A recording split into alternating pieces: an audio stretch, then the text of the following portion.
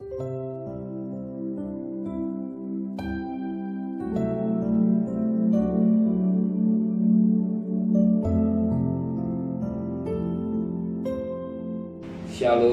pagi bersama tundukkan kepala, pejamkan mata sejenak. Tiada kata yang manis selain ucapan syukur pada Bapa di surga. Semua karena anugerah-Mu yang limpah dalam hidup ini. Kami ada dan kami bisa dan kami hidup semua karena anugerah-Mu. Pagi ini kami adakan mesbah keluarga, mesbah pribadi. Kami boleh menaikkan pujian penyembahan pada Bapa di surga. Dan kami juga boleh mendengarkan renungan firman-Mu. Sucikan hati dan pikiran kami, sehingga butir firman-Mu menjadi berkat buat kami, mengajar, mendidik, dan membimbing kami. Dan kami juga boleh menaikkan doa syafaat pada Bapa di surga. Haleluya. Shalom, pagi. Mari sama-sama kita akan membaca firman Allah, Lukas pasal 6. Lukas pasal 6 ayat yang ke-17 sampai ayat yang ke-19. Lukas pasal 6 ayat 17 sampai ayat 19. Lalu ia turun dengan mereka dan berhenti pada satu tempat yang datar. Itu berkumpul sejumlah besar dari murid Yesus dan banyak orang lain yang datang dari seluruh Yudea dan dari Yerusalem dan dari daerah pantai Tirus dan Sidon.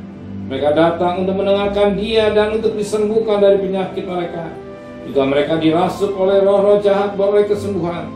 Dan semua orang banyak berusaha menjamah dia karena ada kuasa yang keluar daripadanya. Dan semua orang itu disembuhkan dia. Suatu mutiara yang indah. Orang banyak menjamah jubah, tetapi yang sangat menarik ada kuasa yang mengalir dalam tubuh. Sebagaimana ayat 19. Dan semua orang banyak berusaha menjamah Yesus karena ada kuasa yang keluar daripada Yesus, dan semua orang itu disembuhkan. Tetap penting kita minta kuasa yang dari Tuhan. Kita menjamah hati Tuhan. Kita mohon kuasa yang dari Tuhan. Apa kuasa dari Tuhan? Itu Roh Kudus. Biar Roh Kudus memberikan kuasa kepada kita, sehingga banyak pernyataan-pernyataan Tuhan berlaku di hidup kita. Kita berjalan bukan kekuatan daging kita, dan kita melayan bukan kekuatan daging kita, tapi karena Roh Kudus.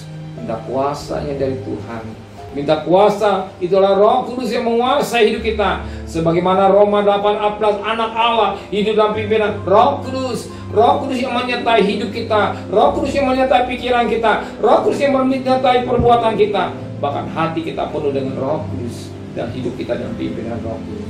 Supaya kita salah dalam berjalan. Sebab kalau tidak hati, roh lawannya daging. Yang kita bekerja dari keinginan daging. Hari seolah akan bekerja, berdagang, minta pimpinan Roh Kudus, sehingga Roh Kudus memberikan kecerdasan hidup kita, dan kita bisa melakukan sesuatu yang sulit karena Tuhan yang menyertai kita semua. Amin. Mari sama-sama tundukkan kepala. Terima kasih Tuhan buat firman-Mu. Biarlah berikanlah kuasa pada kami sebagaimana Engkau berikan pada Elisa 2 bagian pada roh Elia. Berikan juga kuasa yang daripada Engkau, sehingga kami bisa berjalan, bisa melayani Tuhan dengan baik, dan kami hidup dalam pimpinan Roh Kudus. Kembalikan besok pagi tubuh yang sehat dengan tidak kurang satu apapun juga. Berkati Pak Presiden, Pak Presiden, Pak Menteri, para Gubernur, Pak Bupati, para Wali Kota, para camat, para lurah, para RW, para RT, para PJ, Polri.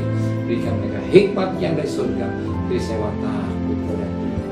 Saudara kekasih, terimalah berkat nikmat dari Allah Bapa, cinta kasih sayang dari Tuhan Yesus Kristus, dan berkat Roh Kudus menyertai saudara mulai hari ini sampai Maranatha Tuhan Yesus datang. Yang cinta dia katakan amin. Tuhan memberkati.